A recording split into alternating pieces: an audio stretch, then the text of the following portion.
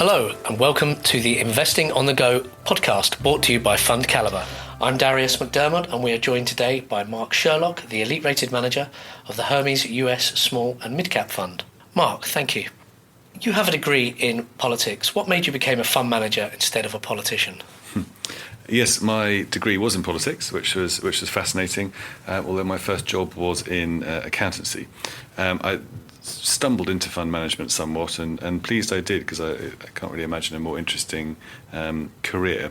You mentioned politics. I mean, I think given the state of politics today, whatever side you are on in the UK Brexit debate, not being a politician might have been a narrow escape.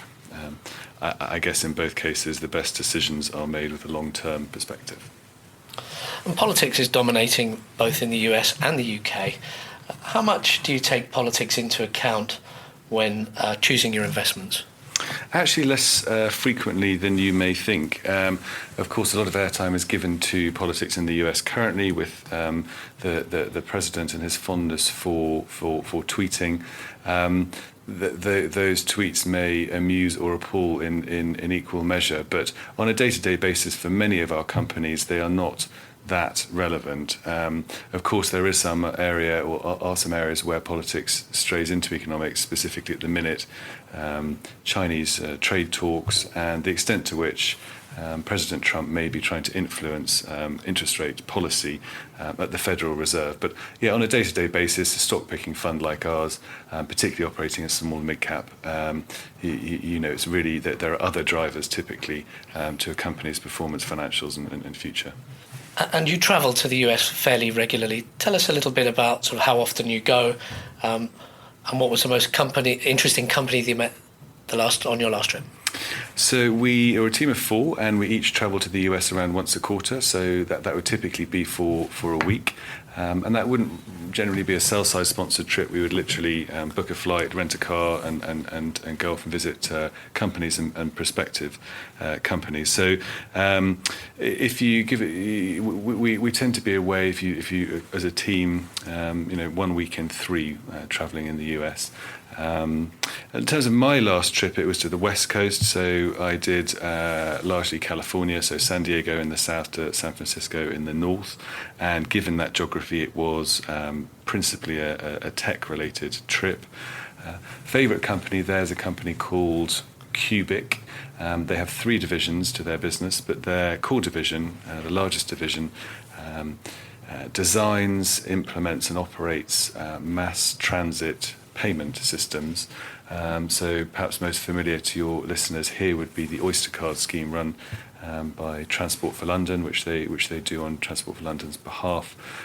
They have similar contracts in other major cities throughout the world, and have recently won the New York City subway payment system tender.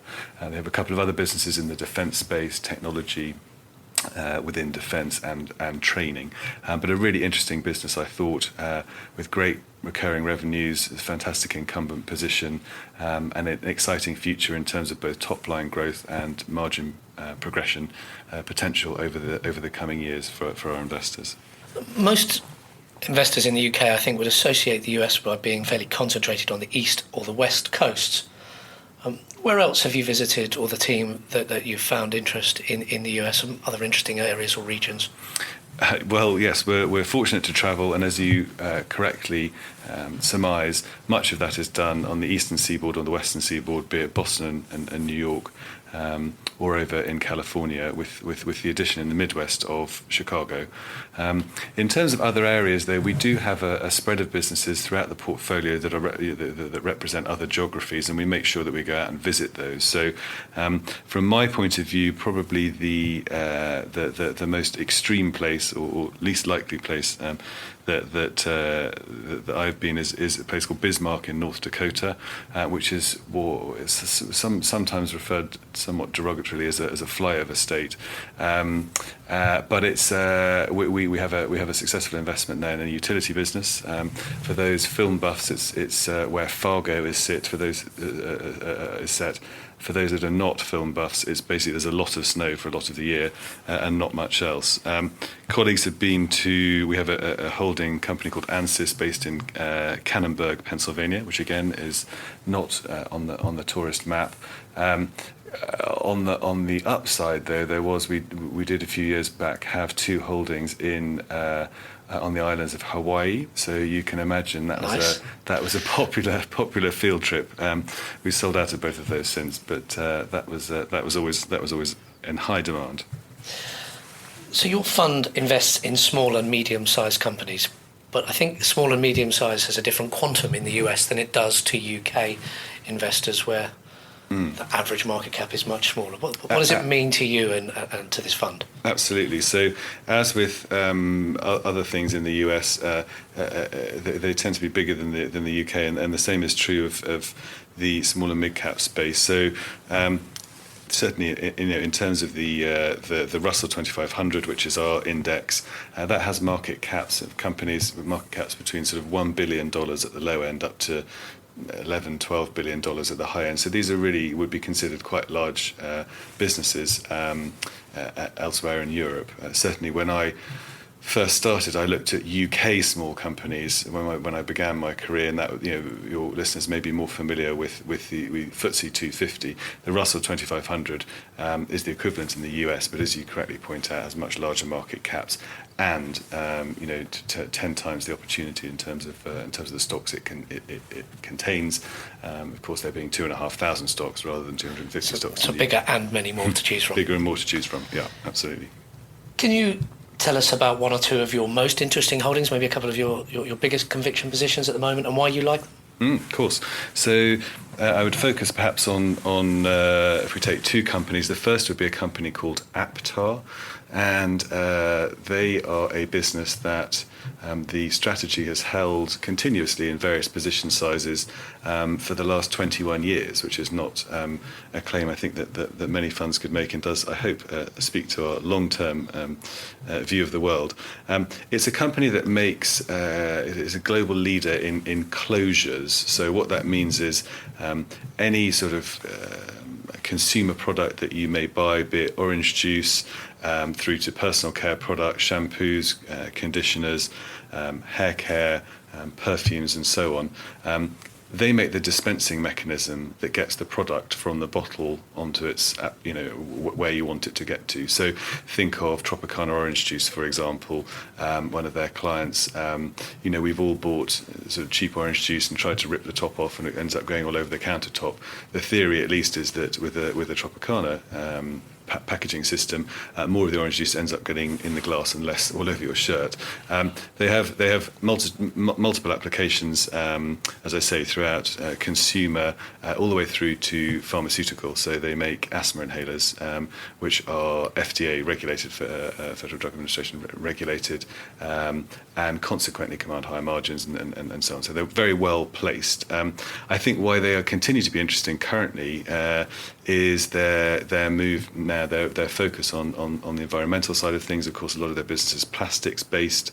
An interesting stat I was reading the other day is that for water bottles, disposable water bottles, 7 billion water bottles are opened every day.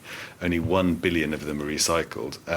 If you think on a typical Coke can, the closure remains with the can. That is 99% of the time not the case with water bottles, and the most polluting piece of litter found on a beach globally is these plastic water bottle caps. So it's a significant issue, and I think we're all aware of plastics in the ocean and so on. Aptar, as an example of their innovation, have come up with what they call a stay with cap, which is, as the name suggests, the cap stays with the bottle. They're looking into minimum standards of recycled plastic, for inclusion in their bottles and so on. So it's a company that many people won't have heard of. as I say, we've held for 20 years, has compounded away very nicely for our investors over that time period, double-digit, 12%, I believe, over the CAGR, over compound annual growth rate over that period. And when you think what we've had over the last 20 years, be it the great financial crisis, various wars and terrorist events and so on, it's exactly the sort of company that we feel we should be buying and holding. So that would be one. Second one, rather more briefly perhaps, is a company called Cooper, and they make contact lenses. So benefiting from trends in improved eye healthcare, as we're all looking at more screens for more of the time, so it's having an effect on our eyes. Also, exposed to some good trends in terms of the switching from glasses to contact lenses, and within contact lenses, the switching from monthly and weekly contact lenses to disposable daily lenses. All of these are beneficial trends, and Cooper should really benefit from that over time. Great installed base.